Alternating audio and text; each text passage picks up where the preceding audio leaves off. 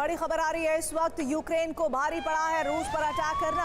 Ukraine की Neptune missile नष्ट हो गई है। रूसी एयर डिफेंस ने इंटरसेप्ट कर लिया है इस मिसाइल को। 158 ड्रोन मार गिराने का भी दावा है।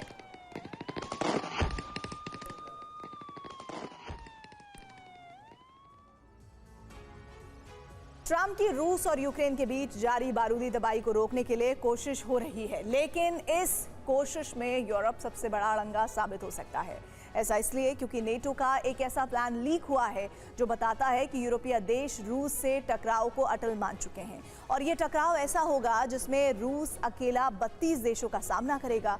आखिर क्या है नेटो का वो प्लान और क्या है नेटो की तैयारी, देखिए इस रिपोर्ट में।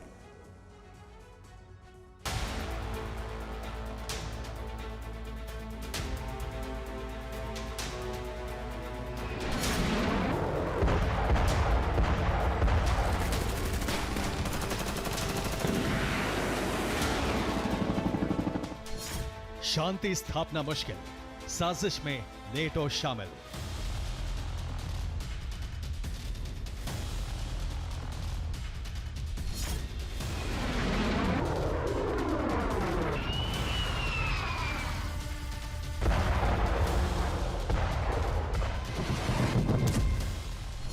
सख्त पुतिन के तेवर, वॉर प्लान पर मोहर।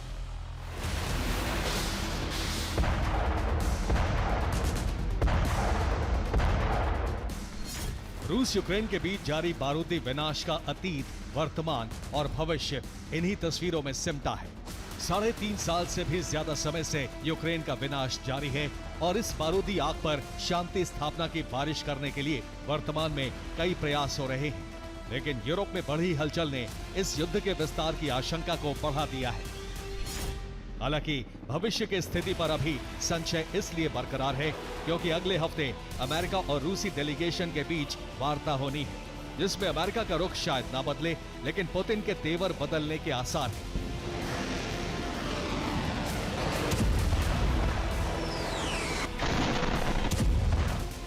और अगर पुतिन के तेवर बदले तो फिर भविष्य युद्ध का विस्तार है।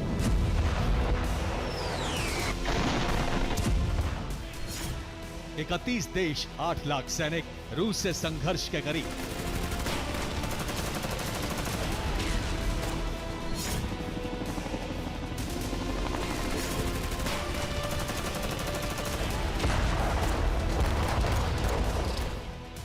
ये आशंका नहीं है बल्कि जर्मनी से लीक हुआ नेटो का वो प्लान है जो ट्रंप की शांति स्थापना की कोशिश पर पानी फेरने की साजिश बन सकता है।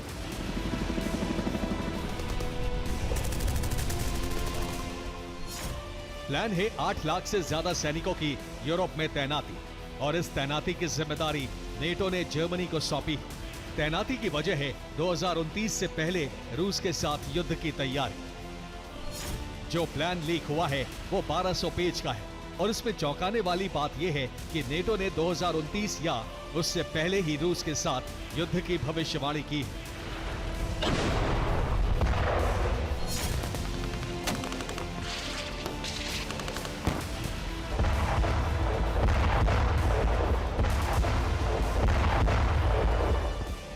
और इस भविष्यवाणी का आधार है वर्तमान स्थिति, जिसमें रूस की हलचल नेटो के सदस्य देशों तक दर्ज हो रही है।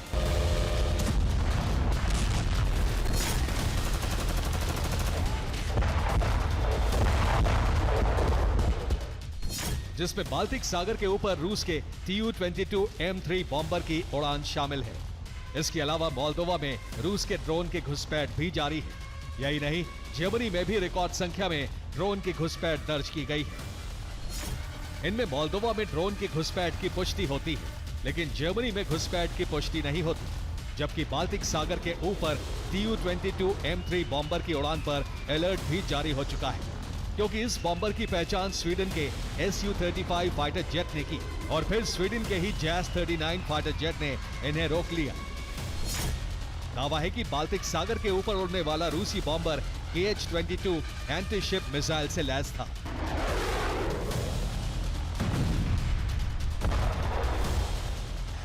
हालांकि ये हलचल सिर्फ रूस की तरफ से ही नहीं हो रही, बल्कि कुछ हलचल रूस के खिलाफ भी हो रही।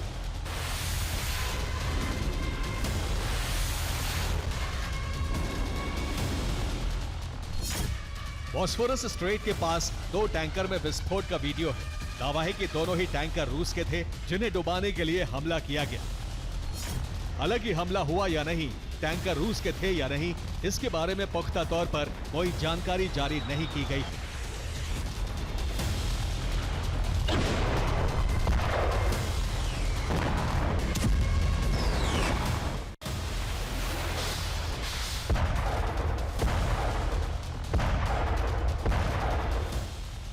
इसका मतलब साफ है कि रूस की हलचल से घबराए नेटो ने रूस को नुकसान पहुंचाना शुरू कर दिया है।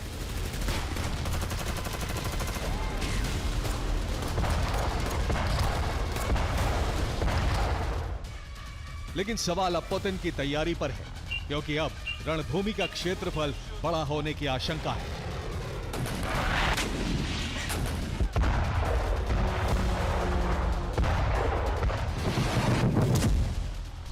जवाब है तैयारी के पहले चरण के तहत पुतिन का सैन्य बजट में इजाफा।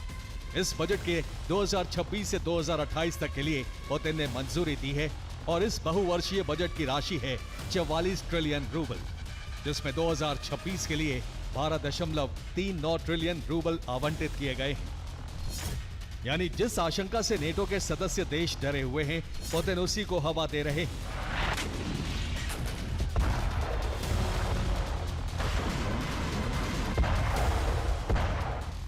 लेकिन दूसरी तरफ नेटो से टकराव की आशंका को भी रूस खारिज कर रहा है। दिमित्री पेस्कोव के मुताबिक मॉस्को अभी सिर्फ अमेरिका से वार्ता कर रहा है। मॉस्को की यूक्रेन के साथ वार्ता नहीं हो रही है। अमेरिकी डेलीगेशन से हम बिंदुओं पर चर्चा करेंगे। यानी रूस और अमेरिका के बीच वार्ता शांति स्थापना के लिए हो रही है, लेकिन यह भी साफ कह दिया गया है कि रूस शांति तो चाहता है, लेकिन युद्ध के लिए भी तैयार है।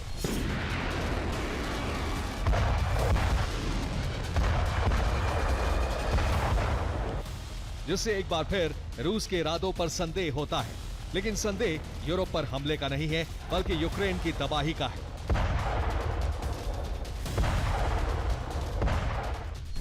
क्योंकि रूस के पूर्व राष्ट्रपति दिमित्री मेदवेदेव ने एक पोस्ट जारी की है, जिसमें लिखा है कि ज़ेलेंस्की यूक्रेन के नाजायज राष्ट्रपति हैं। रूस उनके साथ शांति समझौते पर दस्तखत नहीं करेगा।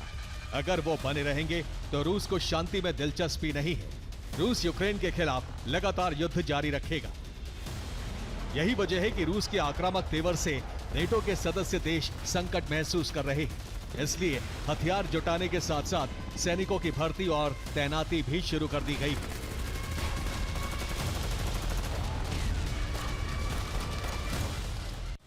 जिसका दूसरा प्रमाण है स्वीडन का क्रूज मिसाइल ऑर्डर, जो 18 महीने के अंदर उन्हें डिलीवर हो जाएगा। अब डर के माहौल का एक संकेत देखिए। ये इटली के रक्षा मंत्री का बयान है, जो बताता है कि नेटो के 32 सदस्य देश भी एक अकेले रूस से जंग को आसान नहीं मानते। इसका प्रमाण है हंगरी, जो करीब करीब रूस के पक्ष में ही है।